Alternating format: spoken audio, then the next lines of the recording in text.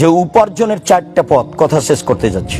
1, দিন মজুরি, সন্ধ্যায় টাকা শেষ হবে।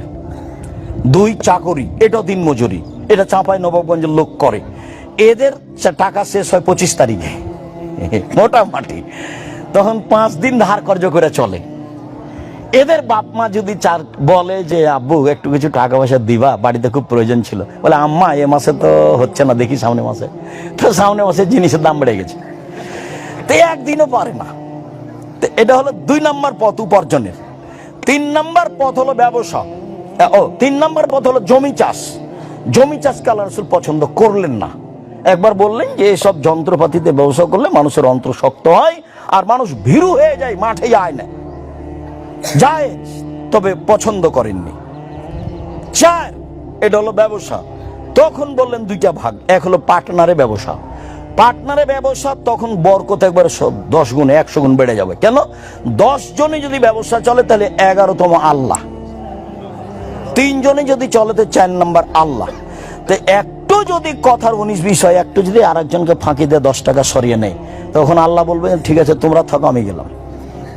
তখন এটা মারামারি লেগে তখন মামলা হয়ে যাবে, দেখা যাবে পরের দিন কোর্টের কাঠগড়ায় এদিকে আছে হয়ে একদিকে হয়ে যাচ্ছে। তারপরে এবার নিজের ব্যবসা নিজে করেন, ছোট থেকে বড়, বড় থেকে বড়, বড় থেকে বড়।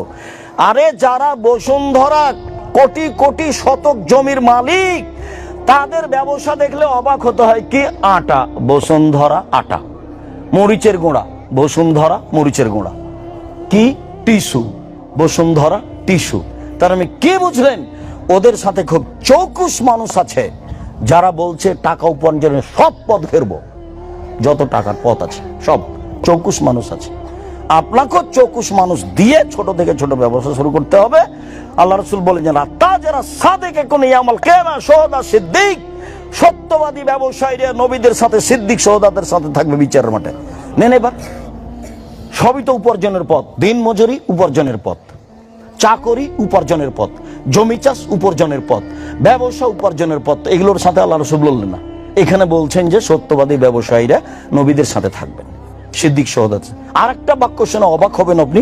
এখন বলছেন দেখো, আর তিজারত মাল কি যে বল হালাল, ব্যবসাতে অনেক সময় মিথ্যা কথা চলে আসে, কসম চলে আসে। ফাসুবহু সাদকা, দান করে এটা মিটিয়ে দাও, দান করে। তাহলে পথ খুলে দিলেন।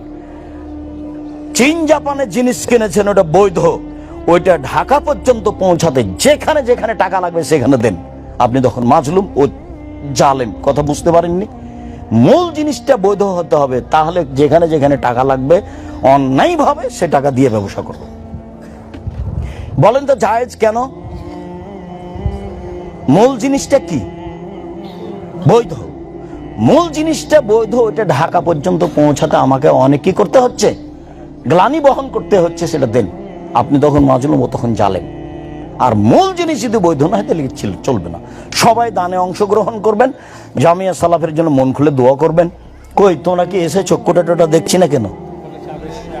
ও আচ্ছা, তা আমার কাছে যে নেওনি তো জি, জামিয়া সালাফের জন্য দোয়া করবেন। আমি আব্দুর রাজ্জাক বিন ইউসুফ আপনাদের জন্য দোয়া করি।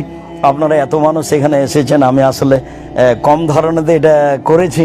পরবর্তীতে জায়গা তো অনেক, আলহামদুলিল্লাহ, প্রায় 40 বিঘা ভেতরে জায়গা, আলহামদুলিল্লাহ। আর রূপগঞ্জটা প্রায় 100 বিঘা, দিনাজপুরটা প্রায় 20 বিঘা। আল্লাহর শুকরিয়া আদায় করে আলহামদুলিল্লাহ। তো কুরবানি তো আসবেন, আমি আপনাদের সাথে আছি ইনশাল্লাহ। আপনাদের কাছে যেটা আমি দাবি রাখি সেটা হলো জামিয়া সালাফের জন্য একটু দোয়া করবেন। আল্লাহ তুমি জামিয়া সালাফেকে কবুল করো, তাহলে পথগুলো সহজ হবে। আর আমি আপনাদের জন্য দোয়া করি, আল্লাহ যেন আপনাদের আহাল পরিবারকে হেফাজত করে, আপনাদের ছেলে মেয়েকে উচ্চশিক্ষিত করে, আপনাদের অর্থ সম্পদকে যেন আল্লাহ নিরাপদে রাখেন, তাদের জন্য আল্লাহ বরকত দেন। আমার দিনী বোনদেরকে সেটাই বলছি, আপনারা একটু সংসারকে ভালো করে গুছিয়ে নেওয়ার চেষ্টা করবেন, স্বামীকে মেনেই চলবেন, ছেলেদের উপরে শক্ত হবেন, তারা যেন 5 ওয়াক্ত সালাত আদায় করে। সকলের কল্যাণ কামনা করে আপাতত আজকের মতো কথা এখানে শেষ করলাম।